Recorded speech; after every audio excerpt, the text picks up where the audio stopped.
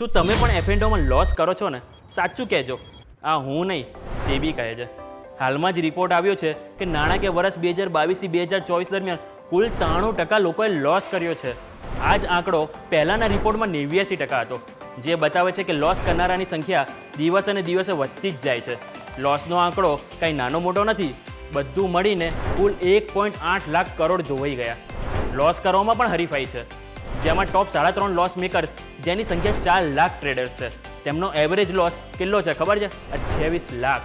એક ઇન્ડિવિજ્યુઅલ ટ્રેડરનો 3 વર્ષમાં 28 લાખ લોસ છે, જેમાં ટ્રાન્ઝેક્શન કોસ્ટ પણ આવી ગયો.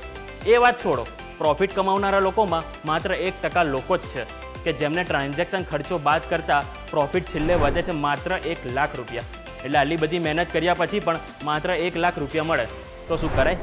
મને તો આ રિપોર્ટથી એટલી ખબર પડી કે એફએનડોથી દૂર જ રહો.